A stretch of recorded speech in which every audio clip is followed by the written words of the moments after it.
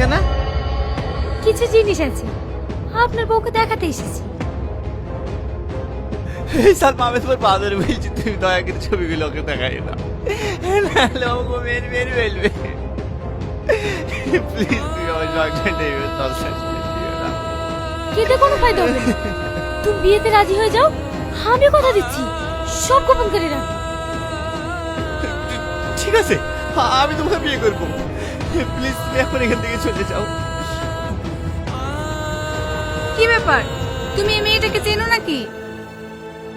চিনবা না কেন? এই মেয়েটা আমার অফিসে কাজ করে। ওর স্বামী অসুস্থ তো, তাই আমার কাছে কিছু টাকা নিতে এসছে। আচ্ছা, তুমি যে কিছু পার্সোনাল কথা বলবে বলছিলে, কি কথা? এই টাকার কথাই বলছিলাম। আসলে স্যারের সামনে তো মুখ তুলে কথা বলতে পারি না, তাই আপনাকে বলতে এসেছিলাম। ঠিক আছে, ক টাকা চাইছে দিয়ে দাও।